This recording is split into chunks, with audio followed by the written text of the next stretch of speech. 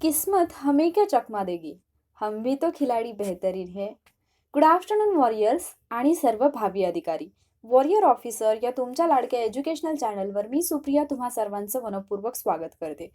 काल आपण राज्यघटना आणि इतिहासाचे महत्त्वाचे जे टॉपिक आहेत ते पाहिलेले आहेत. त्यापूर्वी आपण भूगोल आणि अर्थशास्त्राचे महत्त्वाचे टॉपिक पाहिलेले आहेत. आज आपण विज्ञान, अंकगणित, बुद्धिमत्ता या विषयातले जे महत्त्वाचे घटक आहेत, जे आपल्याला फोकस करायचे आहेत, त्यांचा अभ्यास आपण करणार आहोत. आणि याच्यामधून तुम्हाला एक आयडिया येईल, की म्हणजे विज्ञान किंवा अंकगणित, बुद्धिमत्ता हे दोन्ही विषय असे आहेत, ज्यांची जनरली विद्यार्थ्यांना भीती वाटते आणि मग एक्झॅक्टली याच्यामध्ये काय करायचं हे समजत नाही. मग अख्खाच्या अख्खा विषय जर आपण स्किप केला, तर मग आपण क्वालिफाय होणार नाही, ही एक भीती तर असतेच. पण त्याचबरोबर मग हे वाचलं तर काहीच समजत नाही. एवढं सगळं लक्षात कसं ठेवायचं हा पण प्रश्न असतो. तर इथे जास्त लोड घ्यायचा नाही आपल्याला. जेवढं आवश्यक आहे तेवढंच करायचं आहे आणि कोणते घटक महत्त्वाचे आहेत त्याच्याबद्दलचं डिस्कशन आपण करणार आहोत. सगळ्यात पहिल्यांदा आपण विज्ञानबद्दल बोलूयात. एकूण 15 प्रश्न विज्ञान विषयावरती येतात. मग आता आपल्याला असं वाटतं, विज्ञानमध्ये भौतिकशास्त्र, रसायनशास्त्र आणि जीवशास्त्र या 3 घटकांची तयारी आपल्याला करायची असते आणि जर आपण सिलेबस पाहिला तर मग आपल्याला तो खूपच मोठा वास्ट असा सिलेबस वाटतो आणि मग आपण विज्ञान या विषयाला घाबरायला सुरुवात होते आणि मग आपल्याला वाटतं की आता याच्यामधलं मी एक्झॅक्टली काय वाचू, कारण ज्यांचं सायन्स बॅकग्राऊंड नाहीये त्यांना तर हे टॉपिक समजतच नाही. तर काही सिलेक्टिव्ह टॉपिक असे आहेत जे तुमच्या जर लक्षात आले असतील, तर की त्याच्यावरतीच आयोगाने जास्त प्रश्न विचारलेले आहेत आत्तापर्यंत आणि आपल्याला तेच फोकस करायचे आहेत. आपण एक ढोबळमानाने भौतिकशास्त्र, रसायनशास्त्र आणि जीवशास्त्रावरती एक्झॅक्टली कुठल्या पार्टला आयोगाने जास्त वेटेज दिलेलं आहे ते तर पाहणार आहोत. पण या 3ही घटकांमध्ये असे कोणते सब टॉपिक आहेत ज्याच्यावरती प्रश्न विचारलेले आहेत ते सुद्धा पाहणार आहोत. सगळ्यात पहिल्यांदा जर आपण भौतिकशास्त्राचा विचार केला, तर आत्तापर्यंत जवळपास आयोगाने भौतिकशास्त्रावरती एकूण 73 प्रश्न विचारलेले आहेत. ठीक आहे, म्हणजे 2012 ते 19च्या दरम्यान. या 73 प्रश्नांमध्ये खूप सगळे टॉपिक येतात. पण जर मॅक्सिमम क्वेश्चन्स आपण पाहिले, की कशावरती विचारलेले आहेत, तर विद्युतधारा हा टॉपिक असा आहे, की ज्याच्यावरती आत्तापर्यंत 16 प्रश्न आयोगाने विचारलेले आहेत. ठीक आहे. त्यानंतर प्रकाश आणि ध्वनी हे 2 टॉपिक मी तुम्हाला वारंवार सांगितलेले आहेत. प्रकाश, लाईट या टॉपिकवरती आत्तापर्यंत 14 प्रश्न आहेत, तर ध्वनीवरती 10 प्रश्न आहेत. सो हे जे टॉपिक आहेत ना, हे काहीही झालं तरी तुम्हाला स्किप करायचे नाहीत. म्हणजे तुम्ही सायन्स हा विषय जरी स्किप करण्याचा विचार करत असला, तरी पूर्ण विषय एका बाजूला राहू देत. पण हे जे टॉपिक आहेत, हे तुम्हाला करायचेच आहेत. ठीक आहे? त्याचबरोबर ऊर्जा आणि दाब याच्यावरती पाहिलं तर 7 प्रश्न विचारलेले आहेत आत्तापर्यंत. हे पण आपल्यासाठी महत्त्वाचं आहे. ठीक आहे? आणि उष्णतावरती 9 प्रश्न आत्तापर्यंत आयोगाने विचारलेले आहेत. सो जर आपण याचा विचार केला तर मला असं वाटतं, की भौतिकशास्त्रामध्ये जर तुम्हाला भौतिकशास्त्र डिफिकल्ट वाटत असेल, तर विद्युतधारा, प्रकाश, ध्वनी हे घटक तर तुम्हाला व्यवस्थितपणे करायचेच आहेत. आणि त्यामध्येही जे आयोगाने विचारलेले प्रश्न आहेत, ते प्रश्न पहा. म्हणजे तुम्हाला एक आयडिया येईल, की कोणत्या प्रकारचे प्रश्न आयोगाने विचारलेले आहेत आणि त्याच टाईपच्या प्रश्नांचा सराव तुम्हाला करायचा आहे.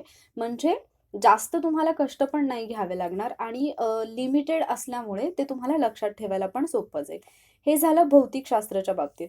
त्यानंतर जर आपण रसायनशास्त्राचा विचार केला, तर रसायनशास्त्रावरती आत्तापर्यंत आयोगाने म्हणजे 2012 ते 2019 दरम्यान 68 प्रश्न विचारलेले आहेत. ठीक आहे. याच्यामध्ये जे जास्त प्रश्न आलेले आहेत ते धातू, अधातू आणि इतर मूलद्रव्य जे असतात, तर याच्यावरती प्रश्न आलेले आहेत. धातू सदृश्य वगैरे याच्यावरती एकूण 14 प्रश्न आलेले आहेत. तर हा जो नंबर आहे हा रसायनशास्त्राच्या दृष्टीने महत्त्वाचा आहे. त्यामुळे त्यांचा अभ्यास करा आणि धातू, अधातूंची जी काही वैशिष्ट्ये असतात त्यांच्यावरती प्रश्न विचारले जातात किंवा धातूमध्ये, अधातूमध्ये जे गुणधर्म आहेत त्याला काही अपवाद असणारे धातू आहेत, तर त्यांच्यावरती प्रश्न विचारले जातात. मूलद्रव्यांवरती 10 प्रश्न आहेत. अणूवरती 10 प्रश्न आहेत. मग आता हे ज्यावेळेला करायचं आहे तुम्हाला मूलद्रव्य, अणू, तर हे करताना तुम्ही आवर्त सारणीचा अभ्यास आणि अणू संरचना हे जे घटक आहेत ते जर तुम्ही एकत्र करून केले तर ते तुम्हाला जास्त सोपं जाईल आणि त्याच्यामध्येच मग धातू, अधातू पण होऊन जाईल. म्हणजे एक आवर्त सारणी हा घटक जर तुम्ही ह्या अणू, मूलद्रव्य यांच्यासोबत आणि धातू, अधातू सोबत म्हणजे हे सगळं जर तुम्ही एकदम मर्ज करून जर केलं तर तुमच्या कन्सेप्ट पण क्लिअर होतील आणि त्याचबरोबर तुम्हाला म्हणजे स्कोरिंगसाठी जे आवश्यक टॉपिक आहेत ते सुद्धा तुमचे प्रॉपर होतील. त्यानंतर आम्ल, आम्लारी आणि क्षार याच्यावरती जर आपण पाहिलं तर आतापर्यंत 9 प्रश्न आलेले आहेत.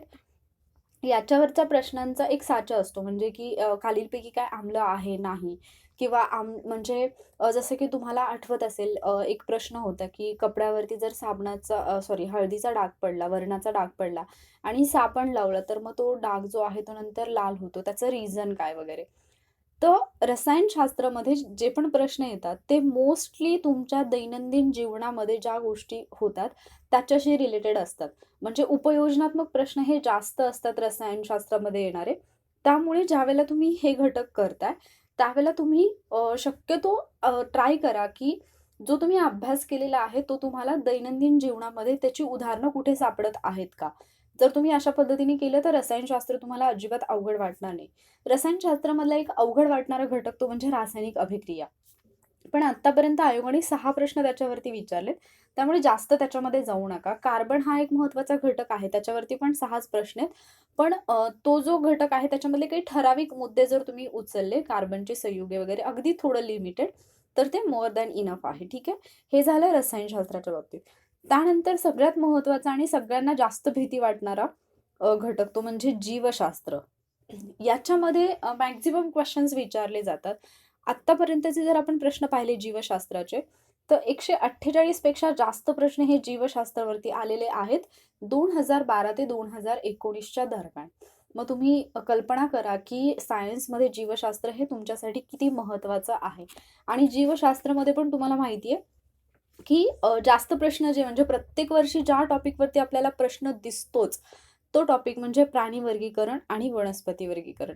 प्राणी वर्गीकरणावरती जर आपण विचार केला, तर आत्तापर्यंत एकूण 34 प्रश्न विचारलेले आहेत. त्यामुळे जे संघ आहेत प्राण्यांच्या वर्गीकरणाचे, ते तुम्हाला व्यवस्थितपणे करायचे आहेत. कोणत्या संघामध्ये कोणते प्राणी येतात हे व्यवस्थित लक्षात ठेवायचे आणि अलीकडे तर आयोग कोणत्या संघाची वैशिष्ट्ये काय आहेत किंवा वैशिष्ट्य दिली जातात, गुणधर्म दिले दिले जातात आणि त्याच्यावरून तो कोणत्या संघाचा प्राणी आहे हे ओळखायला सांगितलं जातं. ठीक आहे. तर त्याच्या काही ट्रिक्स आहेत मजेशीर, त्या पण आपण 30 डेज चॅलेंजमध्ये पाहूयात. आणि ऑलरेडी मी सॅम्पल म्हणून काही लेक्चर्स अपलोड केलेले आहेत. ते तुम्ही पाहिले नसतील तर वॉरियर ऑफिसरवरती पाहून घ्या. ज्याच्यामध्ये मी प्राणी वर्गीकरण, वनस्पती वर्गीकरणाचं आय थिंक एक लेक्चर मी ऑलरेडी अपलोड केलेलं आहे. ठीक आहे. त्यानंतर मानवी रोग आणि विकार याच्यावरती आत्तापर्यंत 16 प्रश्न आलेले आहेत. आणि जर आहार पाहिला आपण, संतुलित आहार आणि पोषण, तर याच्यावरती आतापर्यंत एकूण 32 प्रश्न हे विचारलेले आहेत 2012 ते 2019 दरम्यान. त्याचबरोबर जर वनस्पती वर्गीकरणाचा विचार केला, वनस्पती वर्गीकरण प्लस वनस्पतींची वाढ आणि वनस्पतीसाठी आवश्यक असणारी न्यूट्रिएंट यांचा जर विचार केला, तर एकूण 24 प्रश्न याच्यावरती आहेत. म्हणजे जीवशास्त्रामध्ये प्राणी वर्गीकरण आणि वनस्पती वर्गीकरण हे 2 टॉपिक असे आहेत जे तुम्हाला व्यवस्थितपणे करायचे आहे. ठीक आहे. सो सायन्ससाठी तुम्ही एवढं जरी केलं तरी सुद्धा भरपूर आहे. हे टॉपिक तुम्हाला खूप जास्त मार्क्स मिळवून देऊ शकतात. पण याचा अभ्यास तुम्हाला व्यवस्थितपणे करायचा आहे आणि आत्तापर्यंत आयोगाने विचारलेले प्रश्न हे तुम्हाला व्यवस्थितपणे बघून ठेवायचेच आहेत. कारण बरेचसे प्रश्न जे आहेत ते आयोगाने जे विचारलेलं आहे त्याच्यावरतीच परत एकदा म्हणजे तेच प्रश्न येतात किंवा त्याच प्रश्नाचा संदर्भ घेऊन जे आपण विश्लेषण पाहतो तर विश्लेषणाशी रिलेटेड प्रश्न येत असतात.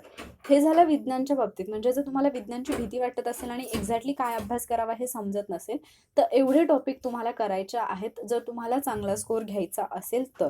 ठीक आहे. आणि जर तुम्ही अगदीच स्किप करणार असाल, तर मग मी तुम्हाला सांगितलं की भौतिकशास्त्रामध्ये प्रकाश आणि ध्वनी हे 2 घटक तर कराच, प्लस जीवशास्त्रामध्ये प्राणी वर्गीकरण आणि वनस्पती वर्गीकरण हे 4 टॉपिक जरी तुम्ही केलेत तरी सुद्धा, म्हणजे जर तुम्ही विज्ञान अजिबात करणार नसाल तर एवढे 4 टॉपिक तरी तुम्ही करा. ठीक आहे. त्यानंतर आपण येऊयात अंकगणित आणि बुद्धिमत्तेकडे. तर याच्यावरचे पण 15 प्रश्न येतात. पण इथे सगळ्यांना हा मोठा डाऊट असतो की इथे टाईम मॅनेज होईल की नाही.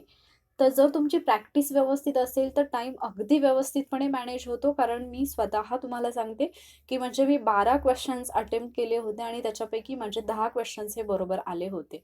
सो तुमचं जर म्हणजे तेवढी तयारी असेल तर होऊ शकतं. म्हणजे अगदी काही लोकं तर 15च्या 15 क्वेश्चन्स सुद्धा अटेम्प्ट करतात. त्यामुळे इथे असं घाबरून जाण्यासारखं काही नाही. अंकगणित आणि बुद्धिमत्तेसाठी मी एक लेक्चर अपलोड केलं होतं, महत्त्वाचे टॉपिक कोणते. जर तुम्ही ते लेक्चर पाहिलं असेल तर इथून पुढचा पार्ट तुम्ही पाहू नका.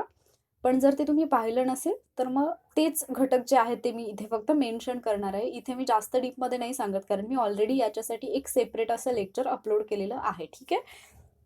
तर अंकगणितमध्ये बेसिक ज्या क्रिया आहेत, मूलभूत गणितीय क्रिया ज्यांना आपण म्हणतो, बेरीज, वजाबाकी, गुणाकार, भागाकार यांचा जर विचार केला तर याच्यावरतीच आतापर्यंत 34 प्रश्न आलेले आहेत. म्हणजे इथे सुद्धा खूप जास्त प्रश्न हे फक्त बेसिक क्रियांवरती आलेले आहेत. ठीक आहे. सॉरी. त्यामुळे तुम्हाला काय करायचं आहे, बेसिक जे आहे गणिताचं ते तुमचं व्यवस्थित झालं पाहिजे. त्यानंतर मी फक्त महत्त्वाचे सांगते ज्याच्यावरती मॅक्सिमम क्वेश्चन्स येतात. समीकरण आणि हे जे दुसरी समीकरणं असतात, एकरेषीय समीकरणं वगैरे यांच्यावरती पण जास्त प्रश्न आहेत. हे पण टॉपिक तुम्ही करून घ्या. बऱ्याचदा आपल्याला असं वाटतं की शेकडेवारी असेल, सरासरी असेल, असे जे काही टॉपिक असतात जे आपल्याला खूप जास्त टफ वाटतात, तर याच्यावरती जास्त प्रश्न विचारले जातात का? तर असं काही नाही. आणि जर अंकगणित तुम्हाला टफ वाटत असेल तर बुद्धिमत्तेचे प्रश्न मात्र तुम्ही अटेम्प्ट कराच, कारण बुद्धिमत्तेचे प्रश्न हे इझी असतात आणि त्याच्यामध्ये तुम्ही स्कोर करू शकता. ठीक आहे. काळकाम वेगवरती 16 प्रश्न आहेत. त्यानंतर त्रिकोण, चौकोन, क्षेत्रफळ आणि घन यांच्यावरती आत्तापर्यंत 14 आहेत. पण सगळ्यात जास्त जर आपण पाहिलं तर अंकमालिकेवरती आत्तापर्यंत 42 प्रश्न आलेले आहेत, जे की मॅक्झिमम आहेत. मग 42 प्रश्न जर एका टॉपिकवरती येत असतील तर तो टॉपिक तुम्हाला खूप जास्त मार्क्स मिळवून देऊ शकतो. पण आपल्याला अंकमालिकेमध्ये लॉजिक लावणं थोडंसं टफ जाऊ शकतं. मग ह्याच्यासाठी एक टेक्निक आहे, की आत्तापर्यंतचे प्रश्न तुम्ही पहा कोणकोणत्या म्हणजे कोणत्या प्रकारचं लॉजिक त्याच्यामध्ये वापरलेलं आहे. पण त्याचबरोबर ज्यावेळेला तुम्ही प्रश्नपत्रिका हातात घेता, पहिल्या एक 3 ते 4 सेकंदामध्ये जर तुम्हाला लॉजिक नाही समजलं त्या प्रश्नातलं, तर त्याच्यावरती जास्त वेळ अडकून पडायचं नाही. कारण अंकमालिकेचे प्रश्न असेच असतात जनरली, की जे सुटले तर पटकन सुटतात, अदरवाईज ते लवकर सुटत नाहीत. ठीक आहे. तर त्यामुळे तिथे तुम्हाला थोडीशी काळजी घ्यायची आहे. त्यानंतर शब्दमालिकेवरती पण 36 प्रश्न येतात. म्हणजे तुम्ही जर अंकमालिका आणि शब्दमालिका हे 2 घटक परफेक्ट केले, तर ते तुम्हाला 3 ते 4 मार्क्स आरामसे मिळवून देऊ शकतात, कारण त्याच्यावरती प्रश्न भरपूर येतात. ठीक आहे. घड्याळ आणि दिशा 11 प्रश्न आहेत, म्हणजे ऑलमोस्ट प्रत्येक वर्षी 1 प्रश्न असा आपण म्हणू शकतो, म्हणजे जर सरासरी पाहिलं तर. त्यानंतर आकृत्यांवरती 29 प्रश्न आहेत आणि आकृत्यांचे प्रश्न खूप सोपे असतात. त्यामुळे याची प्रॅक्टिस व्यवस्थित करा. हे तुम्हाला 100% मार्क्स मिळवून देऊ शकतात. त्यानंतर विधाने, अनुमान असेल, तर्कसंगतता याच्यावरती 21 प्रश्न आलेले आहेत. सो ज्याच्यामध्ये प्रश्नांचा नंबर मॅक्सिमम आहे ते प्रश्न व्यवस्थित, ते टॉपिक, ते घटक तुम्ही व्यवस्थित करा. आणि त्याचबरोबर प्रॅक्टिस ही खूप जास्त महत्त्वाची आहे अंकगणित आणि बुद्धिमत्तेसाठी.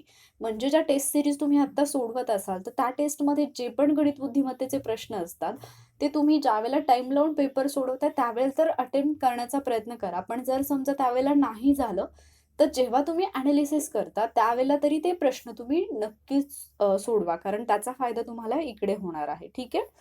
सो तुम्हाला विज्ञान आणि अंकगणित बुद्धिमत्ता या विषयामध्ये एक्झॅक्टली काय वाचायचं हे समजलं असेल. 30 डेज चॅलेंज आपण 1 तारखेपासून सुरू करणार आहोत. त्याच्याबद्दल मी काल ऑलरेडी एक व्हिडिओ अपलोड केला आहे. जर तुम्ही पाहिला नसेल तर पाहून घ्या. बाकी काही डाऊट्स आहेत अजून काही जणांचे, की म्हणजे लेक्चर्स कधी पाहता येतील, टाईम काय असेल, तर ते सगळं मी एका व्हिडिओमध्ये क्लिअर करेन आणि तुम्ही पेमेंट कसं करणार त्याची प्रोसिजर पण मी तुम्हाला लवकरच सांगेन. ठीक आहे. सो आय होप या लेक्चरमधून तुम्हाला महत्त्वाची माहिती मिळाली असेल. या टिप्सचा फायदा करून घ्या आणि स्मार्ट स्टडी करा. म्हणजे तुम्ही मेहनत खूप जास्त करताय, पण ती जर चुकीच्या मार्गाने होत असेल, तर त्याचं तुम्हाला आउटपुट काहीच मिळणार नाही. ठीक आहे. सो मेहनत किती करताय, यापेक्षा ती योग्य पद्धतीने करताय का किंवा योग्य गोष्टीसाठी करताय का, हे पण तेवढंच जास्त महत्त्वाचं आहे. सो या सगळ्याच गोष्टींची काळजी घ्या. आणि आता एक्झाम जवळ येते, त्यामुळे फुल फोकसनी फक्त आणि फक्त अभ्यास करा. बाकी कुठेही वेळ वाया घालवू नका. ठीक आहे. सो आय होप याच्यातून तुम्हाला काहीतरी नक्कीच मदत झाली असेल या लेक्चरमधून. जर तुम्हाला तसं वाटत असेल की लेक्चरची तुम्हाला हेल्प झाली, तर लाईक नक्की करा. तुमच्या इतर फ्रेंड्ससोबत शेअर करा. आणि अशीच हेल्प मिळवण्यासाठी वॉरियर ऑफिसर या तुमच्या लाडक्या एज्युकेशनल चॅनलला नक्की सबस्क्राईब करा. Stay safe. Thank you.